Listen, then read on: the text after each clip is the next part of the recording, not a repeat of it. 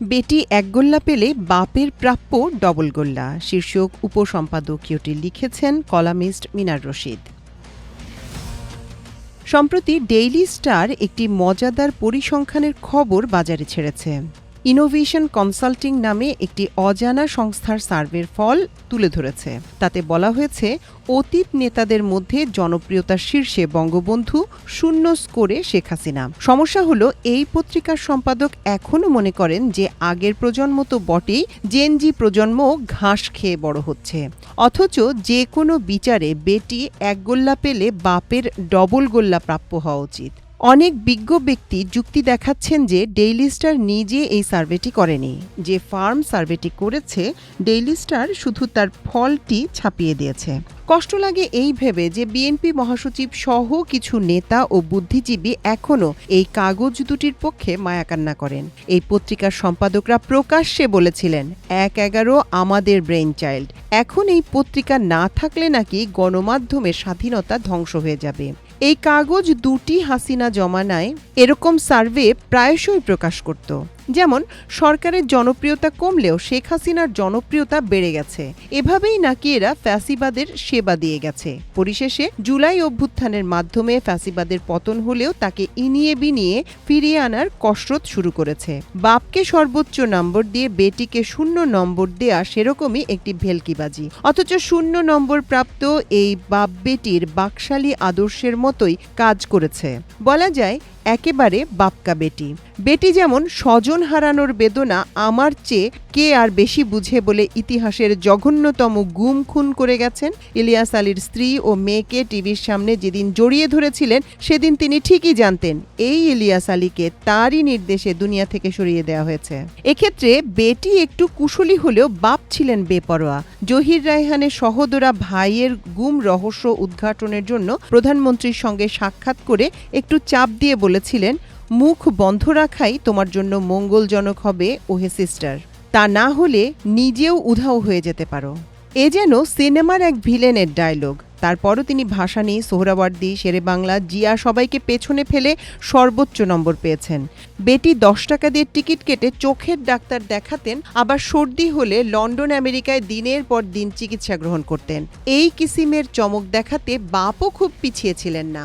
মানুষকে চমক দেওয়ার জন্য বলতেন, আমার সামনে চোর, বামে চোর, অথচ এই চোরদের একটা কেউ ধরেননি। বলতেন, চামচাদের দল চেটে সব খেয়ে ফেলছে। অথচ জনগণ স্পষ্টতই দেখতে পেত যে চামচা পরিবেষ্টিত হয়ে থাকতেই তিনি বেশি পছন্দ করতেন। বেটির ডিজিটাল লুটপাট আমরা দেখেছি। দেশ থেকে পাচারই হয়েছে $250 বিলিয়ন। বেটি এই কাজ করেছে বাপকে আইকন বানিয়ে। সেই বেটি 0 নম্বর পেলে খোদ আইকন সর্বোচ্চ নম্বর পায় কেমনে? মতিউর রহমান রিন্টু আমার ফাঁসি চাই বইটিতে এই ব্যান্ডিট কুইন সম্পর্কে যা যা লিখেছেন, 15-16 বছর দেশবাসী সেসবই যেন চাক্ষুষ দেখেছে। অনেকেই বলবেন, আসলে এই মেয়েটি খারাপ, ছি ছি, কি বাপের কি মেয়ে হলো রে। বাপটি ছিলেন ফেরেশতার মতো, যেন আমাদের গান্ধীজি। এবার দেখুন আমাদের সেই গান্ধী সম্পর্কে সিঙ্গাপুরের প্রতিষ্ঠাতা লি কুয়ান ইউ কি মন্তব্য করে গেছেন তার আত্মজীবনীমূলক গ্রন্থটিতে। অটোয়া বৈঠক থেকে যাকে আমি মনে রেখেছি তাদের একজন ছিলেন প্রধানমন্ত্রী শেখ মুজিবুর রহমান, যিনি পাকিস্তানের বিরোধিতা করে পূর্ব পাকিস্তানকে স্বাধীন করে বাংলাদেশ প্রতিষ্ঠা করেছেন। তিনি নিজস্ব বিমানে চমকপ্রদ ভঙ্গিতে অটোয়ায় এসেছিলেন। আমি যখন অবতরণ করলাম তখন একটি বোয়িং 707 বিমানকে পার্কিংয়ে দাঁড়িয়ে থাকতে দেখলাম।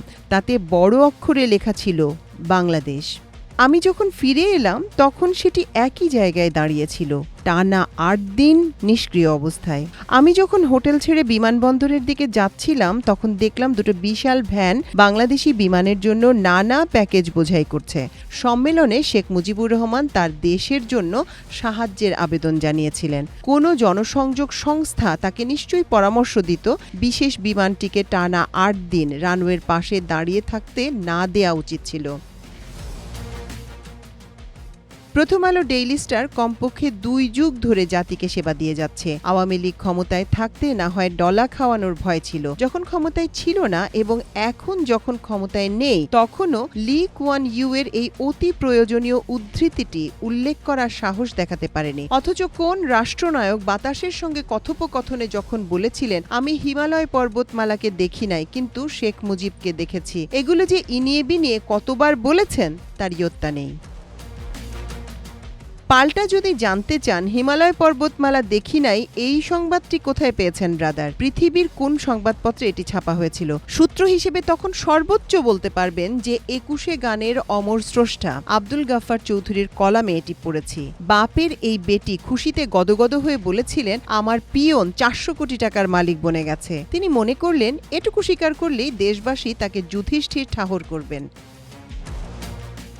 দেখুন বাপ বেটির মগজের গঠন ও চিন্তার প্যাটার্নটিতে কত মিল। বাপ একই ধরনের ব্যঞ্জনা সৃষ্টি করে এবং কৃত্রিম আক্ষেপ দেখিয়ে বলেছিলেন, সবাই পায় সোনার খনি আর আমি পেয়েছি চোরের খনি। দেশেরও একটা শরীর আছে, সেই শরীরে আর কত সয়। দেশটিকে 3 বছরের মধ্যেই তিনি তলাবিহীন ঝুড়িতে রূপান্তর করেন। 9 মাসের যুদ্ধের পরপর এই দেশে দুর্ভিক্ষ দেখা দেয়নি। 74-এর দুর্ভিক্ষের আগে দেশে খরা বন্যার মতো প্রাকৃতিক দুর্যোগও দেখা দেয়নি। ডক্টর অমর্ত্য সেন আমাদের 74-এর দুর্ভিক্ষ নিয়ে গবেষণা করে অর্থনীতিতে নোবেল পেয়েছেন। তিনি দেখিয়েছেন খাদ্যের অপ্রতুলতার জন্য নয়, বরং খাদ্য ব্যবস্থাপনায় ত্রুটি এবং সীমাহীন দুর্নীতি ও লুটপাটের কারণে তখন দুর্ভিক্ষের সৃষ্টি হয়েছিল। 1971 সালের যুদ্ধে যত না মানুষ নিহত হয়েছে এর চেয়ে বেশি মানুষ মরেছে 1974 সালের দুর্ভিক্ষে। এখন এই শেখ মুজিবকে ডেইলি স্টার গ্রুপদের সহযোগীরা সর্বোচ্চ নম্বর না দিলে আর কাকে দেবেন? তাছাড়া বেটি 15-16 বছরে যত গুম খুন করেছেন, বাপের 72 থেকে 75 এই সময়ের মধ্যে তার চেয়ে অনেক বেশি, অর্থাৎ 30,000 জাসদের নেতাকর্মীকে হত্যা করেছেন। সিরাজ শিকদারকে ক্রসফায়ারে হত্যা করে সংসদে দাঁড়িয়ে হুঙ্কার দিয়েছিলেন, কোথায় আজ সিরাজ শিকদার? এভাবে সব কিসিমের গুন্ডামি, প্রতারণা, জাটলিয়াতি, শঠতা ফাদারিং করে তিনি হয়ে পড়লেন ফাদার অব দ্য নেশন। অথচ পাক বাহিনীর হাতে আত্মসমর্পণ করে পুরো 9 মাস ডক্টর কামাল হোসেন সহকারে জামাই আদরেই এবং ঢাকায় রেখে যাওয়া পরিবারের জন্য মাসিক 1500 রুপি ভাতা ব্যবস্থা করেছিলেন। নিজের মেয়ে পাক বাহিনীর তত্ত্বাবধানে সিএমএইচ এ সন্তান জন্মদান করেছিল। দেশে ফিরে কোনো নিয়ম কানুনের তোয়াক্কা না করে শপথ ছাড়াই রাষ্ট্রপতি বনে যান। তারপর এক প্রধানমন্ত্রী আবার রাষ্ট্রপতি ঘোষণা করেন। তিনি তার স্বেচ্ছাচারিতায় রাষ্ট্রের সবকিছু তছনছ করে দেন। এরপর তো একেবারে আজীবনের জন্য রাষ্ট্রপতি ঘোষণা করলেন। নিজের গুণকীর্তনের জন্য 4টি পত্রিকা রেখে বাদবাকি সব পত্রিকা বাজেয়াপ্ত ঘোষণা করলেন। তিনি তার জীবদ্দশায় যা করতে পারেননি সেটাই তার মেয়ে করে দেখিয়েছেন। নতুন প্রজন্ম দেখেছে শেখ হাসিনা শিক্ষা ব্যবস্থা সহ কিভাবে রাষ্ট্রের সব প্রতিষ্ঠান ধ্বংস করেছেন। খাতায় কিছু লেখুক আর না লেখুক, সঠিক লেখুক বা বেঠিক লেখুক, খাতায় নম্বর দিতেই হবে। এভাবেই A+-এর বন্যা বইয়ে হাসি মুখে তা সেলিব্রেট করতেন এবং এই ভালো ফলকে তার সরকারের সাফল্য বলে প্রচার করতেন। বাপের সঙ্গে বেটির এখানেও দারুণ মিল। 1972 সালে যারা এসএসসি পরীক্ষা দিয়েছিলেন তাদের আমরা ডাকতাম 72রা বলে। দেখুন বাপ বেটির মধ্যে কি অপূর্ব মিল। ডেইলি স্টার সেই বাপকে সর্বোচ্চ নম্বর দিয়ে বেটির প্রতি এই অবিচারটি কেন করলো? দরদ মাখা কণ্ঠে সেই বাপ ঘোষণা করলেন, যুদ্ধের কারণে আমার ছেলেরা পড়ালেখা করতে পারে নাই। এই দরদ দেখেই সবাই সিগন্যাল পেয়ে গেল। স্কুলের চেয়ার টেবিলও ফর্ম ফিল আপ করে বসে এবং সবাই পাশ করে যায়। তখনকার এক পরীক্ষার্থীর হৃদয় বিদারক ঘটনা। জানালার পাশে দাঁড়িয়ে একজন হেল্পার পরীক্ষার্থীকে বলে দিচ্ছেন আর ছাত্র মহাশয় লিখে যাচ্ছেন। হেল্পার বলছেন, এবার ফুল স্টপ দে। ছাত্র জিজ্ঞেস করে, ফুল স্টপ কিভাবে দেব? তখন হাত দিয়ে দেখিয়ে দেয়, মুখে বলে, হারামজাদা, এভাবে কলম ধরে খাতার মধ্যে ঠুকা দে। একটু পরে করুণ কণ্ঠে পরীক্ষার্থী জানায়, কথা মতো টোকা মারায় কলমের নিব ভেঙে গেছে।